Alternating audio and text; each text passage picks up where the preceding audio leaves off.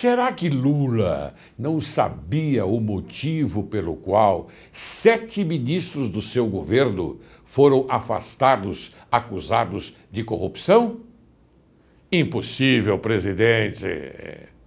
O senhor era amigo pessoal dos companheiros José Dirceu e José Genuíno, que foram incriminados no processo do Mensalão. Inclusive, o senhor reuniu-se no Palácio do Planalto 2 vezes com o publicitário Marcos Valério, também envolvido no mesmo esquema de pagamento de propina. Mesmo assim, vai continuar dizendo que não sabia nada? Sabe pelo menos dizer por que seu filho, o Lulinha, foi investigado pela Polícia Federal por enriquecimento ilícito? Vossa Excelência nomeou os presidentes e diretores da Petrobras, que hoje são investigados na Operação Lava Jato. Escolheu Dilma Rousseff para comandar a Petrobras, justamente quando foi feita a compra superfaturada da refinaria de Pasadena. Tem certeza que não sabe de nada mesmo? Aposto também que o companheiro não sabia que a presidente Dilma não ia cumprir as promessas de campanha. Sabia? Nem deve passar pela sua cabeça que João Vacari Neto, tesoureiro do PT, recebeu propina para pagar campanhas do partido que o senhor foi um dos fundadores. É tanta falta de conhecimento das coisas que o historiador Marco Antônio Villa foi feliz na seguinte colocação: Lula é um tigre de papel. Caro telespectador, depois de tudo isso, eu lhe pergunto, e você sabe quem é o chefe responsável pelo maior escândalo de corrupção da história da humanidade? Preciso responder?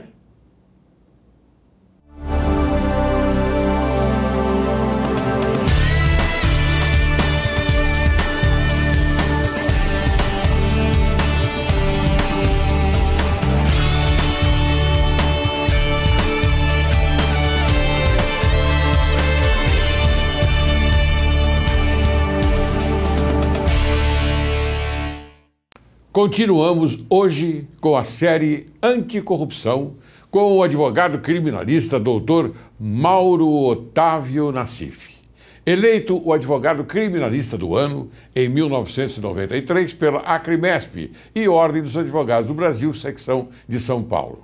Homenageado como advogado criminalista pela Ordem dos Advogados do Brasil em março de 2008.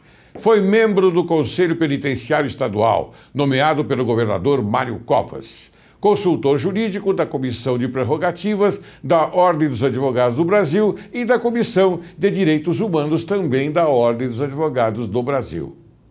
Professor de Processo Penal e da área do Tribunal do Júri da Escola Superior de Advocacia da Ordem dos Advogados do Brasil, ESA Central, da capital. Advogado criminalista militante com inúmeros júris e sustentações orais realizadas em tribunais. Autor de artigos e estudos jurídicos na área criminal. Dr. Mauro Nassif, como vai? Está bem? Olha, tudo ótimo. Melhor agora com esse seu convite muito honroso e de grande prestígio para mim, Laércio. Não, mas você é um advogado criminalista que nós convidamos sempre. Por quê? Porque a sua informação para o telespectador é preciosíssima. E falando nisto, caro telespectador, o advogado-geral da União, Luiz Adams, dirigiu-se ao Tribunal de Contas da União com uma instrução normativa, através da qual o tribunal deveria analisar concomitantemente com a Controladoria Geral da União, os acordos de leniência firmados com o Estado. Eu pergunto, meu caro e ilustre doutor Otávio Nassif, esta medida é ou não é prejudicial, inclusive, à advocacia? E complemento, é inconstitucional? Na minha opinião, ela é inconstitucional e prejudicial à advocacia, porque está blindando as questões do governo e eu sou contra essa medida. Mas blindando em que sentido, Carlos Mauro? No sentido de que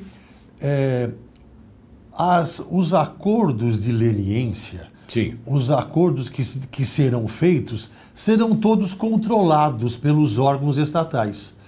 Inclusive tem no governo o Conselho Superior de Ética, Sim. que o Sepúlveda pertence, era o presidente, depois ele saiu, agora é o Américo Massimo Lacombe, que faz parte do conselho. Então, eu entendo que tudo isso blinda, tudo isso algema as questões a serem levantadas. Não seria para que o governo pudesse se avantajar, não é, nas coisas que ele pretende implantar dentro do país? É isso que eu estou falando, exatamente. Blinda as coisas do governo, inclusive os conselhos populares.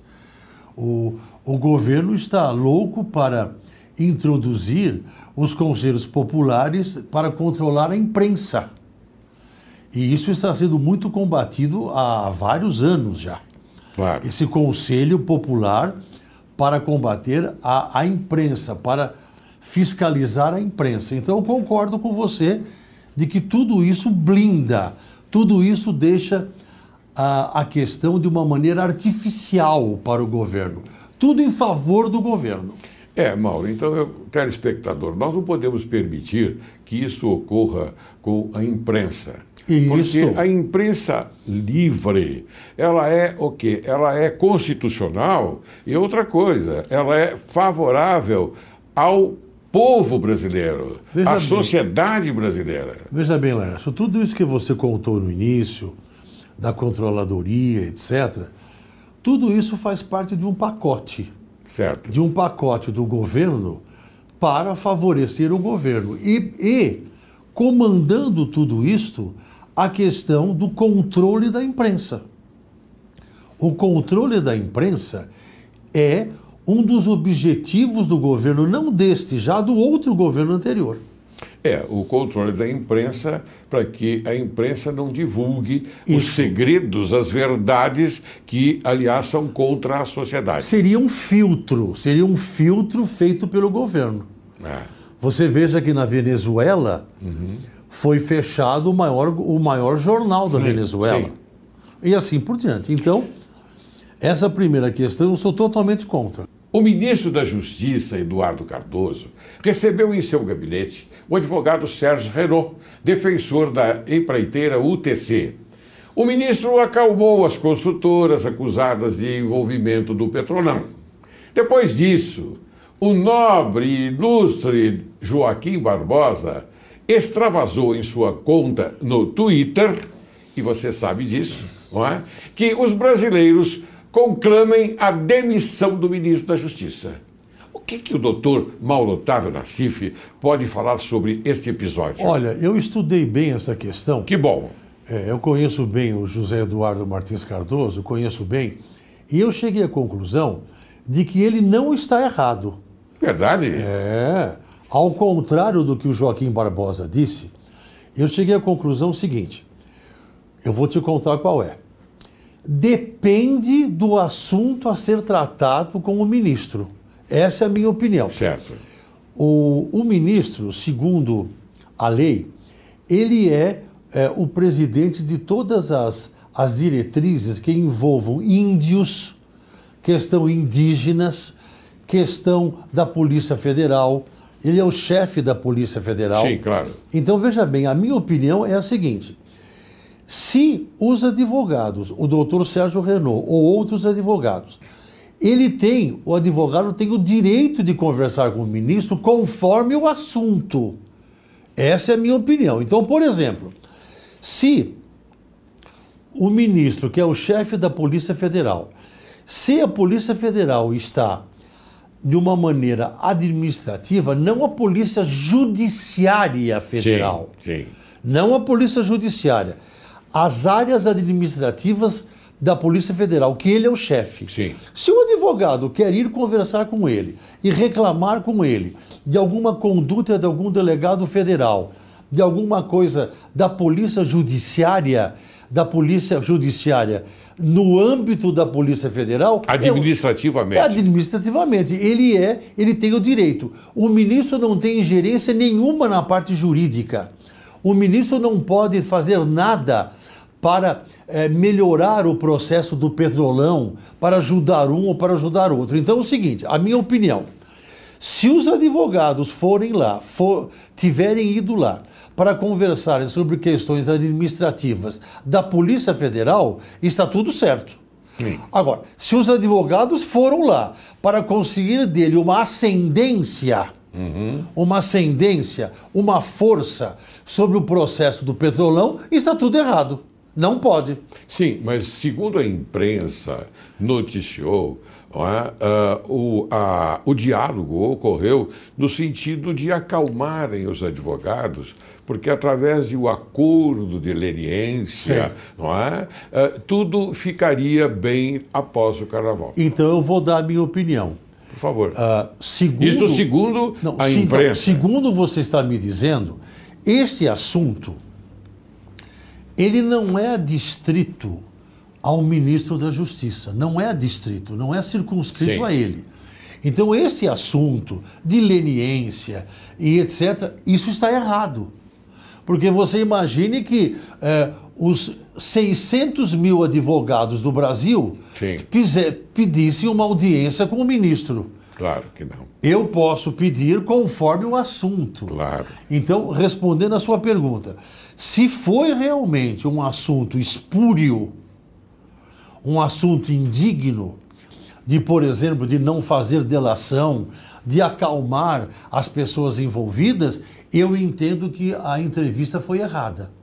Agora, se foi uma conversa só na parte administrativa da Polícia Federal, que ele é o chefe, eu entendo que é possível. Está vendo, telespectador? A gente traz aqui advogados, pessoas assim experientes, como o doutor Mauro Otávio Nassif, que é um excelente advogado criminalista, professor de direito penal, professor de direito processual penal, e que pode dar uma informação fidedigna. Depende do caso. Claro, depende do caso. Agora, veja bem, se a imprensa estiver certa, o ministro está errado. Mas o ministro negou isto, negou. Ele negou. Ele negou veementemente. Ele apenas, naturalmente, ele se ateve exatamente àquilo que você acabou de falar. Na parte administrativa. Porque você permite uma parte? Claro. Você permite uma parte? O programa é todo seu. Não, veja bem, o artigo 5º do Código de Processo Penal, ele é claro ao dizer o artigo 5º, parágrafo 5º, dizendo assim: quando um delegado de polícia estadual não abre inquérito, cabe recurso para o secretário da Segurança. Quando o delegado de polícia federal não abre inquérito, cabe recurso para o ministro da Justiça, claro, porque é federal. Então, os aspectos administrativos de inquérito policial não tem nada a ver com justiça. Então o advogado tem esse direito. A OAB já se posicionou, eu estou do lado da OAB, caso o assunto seja restrito. Claro. Nós também estamos do lado da OAB no tocante a esse artigo 5º, inciso 5º. E o Estatuto da OAB também. E o Estatuto da OAB. Agora, se o assunto foi... Que é permitido. Sim, agora, se o assunto foi extrapolado, se foi espúrio, se foi para ajudar, se foi para blindar, se foi para esconder, se é uma coisa misteriosa... Porque, segundo dizem, não estava na agenda do ministro. Na agenda. Então, eu sou contra. Você percebe, telespectador, que nós somos obrigados a conversar com você, com o doutor Mauro Nassif e levar a seu conhecimento a informação correta. Porque, veja bem, Laércio, você me permite uma parte? O doutor Joaquim Barbosa, ele é muito radical. Ele tem uma opinião e ele vai para frente, ele não examina todos os lados da questão. Então eu sou contra o Joaquim Barbosa, neste ponto. Eu sou obrigado a aceitar essa sua reflexão, porque... Eu sei que você é admirador do Joaquim Barbosa. Eu tenho uma certa admiração por ele, sim. Muito bem, vamos adiante. Tem uma outra pergunta aqui, ainda sobre o ministro da Justiça. Tá. Ele disse que quem pede impeachment tem problema psicológico. Não é Alega verdade. que a oposição quer fazer um terceiro turno eleitoral. O que você acha dessa Não afirmação? é verdade, eu discordo, eu divirjo É totalmente o mesmo dele. ministro que você está Sim, defendendo mas agora. agora o tema é diferente. Tá certo. Agora a E que matéria... nós, Direito e Justiça em Foco, aceitamos essa defesa e achamos bastante coerente. Agora a matéria é outra e eu vou dar a minha opinião para você com todas as letras, que eu não fico em cima do muro. Não. Veja bem, Laércio, a minha opinião, eu vou fazer 70 anos agora em abril. Opa, parabéns. Não parece, hein? Você não tem rugas, rapaz. Então, eu sou um homem experiente, tarimbado, como você sabe. Já aprendi muita coisa na vida. Então, eu vou dizer para você a minha opinião. Discordo totalmente do ministro nesse ponto. Eu vou dizer por quê. Há tempos atrás, há uns 10 anos atrás, eu fui eleito lá no Fórum da Barra Funda. Fizeram lá uma enquete dos advogados, isso, aquilo. Eu fui eleito o advogado mais gentil, mais calmo, mais cavalheiro do Fórum. E eu concordo. E eu aplaudo você Eu sou nesse muito programa calmo. hoje pelas suas reflexões. Muito bem, eu sou um homem muito calmo, muito ponderado, muito equilibrado. Então eu vou dizer para você o seguinte: o Brasil ficou dividido entre a Dilma e o Aécio. A Dilma ganhou por 3 milhões de votos, o que é muito pouco. Então o Brasil ficou dividido. Muito bem. Então, aonde eu quero chegar é o seguinte: eu quero dar a minha opinião para você de uma maneira ponderada. Tá bom, não tudo de bem. uma maneira exacerbada, de uma maneira radical. Veja você, o impeachment, que eu sou favorável ao impeachment da Dilma, o impeachment é algo jurídico. Houve o impeachment do Collor e o Brasil não morreu. O Collor teve o impeachment e o Brasil continuou. Claro. Com o Itamar Franco, etc. Então veja aonde eu quero chegar. O Brasil ficou dividido, mas eu não sou daquela linha radical. Vamos fazer o impeachment. Não é por aí. O impeachment... Mas você é favorável ao Totalmente, impeachment totalmente. da Dilma. Sim, e vou explicar, mas eu sou um homem calmo. Mas você tem que explicar o porquê, porque Mas eu quero informar o telespectador. Mas eu vou explicar por quê. Eu sou um homem calmo. Então vejam você, dia 15 de março vai ter uma passeata no Brasil inteiro em favor do impeachment. Nem há necessidade. Eu vou explicar por quê. O impeachment está na lei, o Collor teve o impeachment, e o caso da Dilma, o porquê do impeachment é porque ela era a chefe do conselho da Petrobras quando a Petrobras comprou a Pasadena. Então ela está envolvida. A refinaria Pasadena. Exatamente. Ela nomeou a Graça Foster. A Graça Foster também agora foi demitida. E foi processada, está sendo processada. Exatamente. Não há pessoa no Brasil, fora os petistas, que entendam que a Dilma não está envolvida. A Dilma tem responsabilidade na questão da Petrobras. E não uma responsabilidade culposa. Por culpa, por negligência, imprudência ou imperícia. Como disse o professor Ive Gandra Martins. Eu sou contra o parecer do doutor Ive Gandra, que diz que ela agiu com culpa. Ela agiu com dolo eventual. Dolo eventual. É mais grave, né? É muito mais grave. Dolo eventual, não é culpa. Então, aonde eu quero chegar? A Dilma Rousseff, desde o outro mandato dela, a Dilma Rousseff é uma figura, é uma pessoa despreparada para ser presidente da República. Ela não tem biografia para ser presidente da República. Ela foi presidente como Fernando Haddad é prefeito. Também despreparado. Não tem capacidade para ser prefeito. Sim, tem capacidade intelectual. Mas, sim. Então, aonde eu quero chegar? Capacidade administrativa não tem. Não. Veja bem, a Dilma, isso quem contou foi o Márcio Tomás Bastos. O Márcio Tomás Bastos, que era nosso amigo, É claro. ele que contou para Dilma, Dilma, o Lula quer falar com você, que ele vai te indicar como presidente da República. Contou o Márcio Tomás Bastos, saiu na imprensa. Aí a Dilma disse para ele está brincando? O Lula está brincando? Ela não tinha preparo para ser presidente da República. Não tinha biografia, não tinha história, não tinha preparo. Muito bem. Então, ela acabou se envolvendo na questão da Petrobras. A questão da Petrobras é um escândalo terrível. O Mensalão passou a ser GCRIM. Sim. O Mensalão passou a ser GCRIM. Cesta básica. Cesta básica. Então, na minha opinião, por que cabe o impeachment da Dilma? Por quê? Porque ela é responsável direta pelos escândalos da Petrobras. Não que ela tenha levado dinheiro, mas ela tinha o dever de preservar a idoneidade. É a responsabilidade dela. A Petrobras hoje é alvo de piada. E você não sabe o que se fala no exterior. Bem, então para encerrar, eu sou um homem calmo.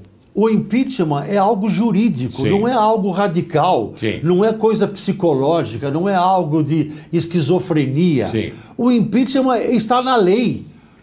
Então, eu discordo do ministro e entendo que deve haver um impeachment de uma maneira calma, dentro da democracia, dentro da lei 1079/50, e que ela não deve continuar, não porque o Brasil ficou dividido. Agora eu pergunto para você... Você ficou claro, Laércio? Ficou claro. Não porque ficou dividido, é porque tem base para o impeachment, tem base. Então quer dizer que é possível que eles tivessem conhecimento de tudo aquilo que está acontecendo? É impossível. Que não tivesse conhecimento. Não, é impossível. Laércio, não há no Brasil, fora os petistas radicais, todo mundo acredita que o Lula tinha envolvimento no Mensalão. Não há quem não acredite. Claro. Todo mundo acredita que a Dilma...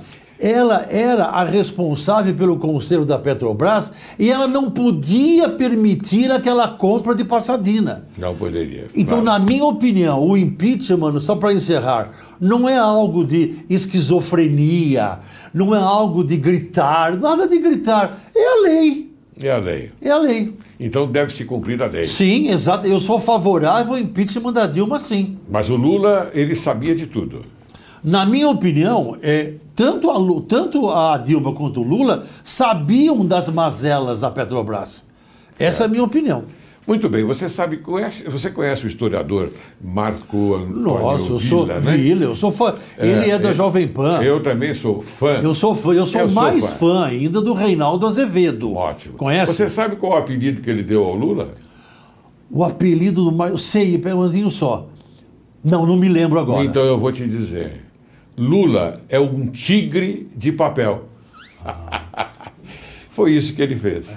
Inclusive, o Marco Antônio Villa está fazendo atualmente o dilmômetro.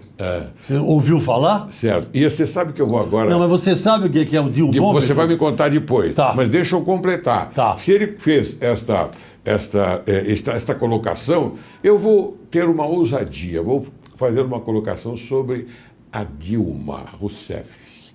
A Dilma Rousseff, ela é um lobo no papel. Entendi. Por que lobo?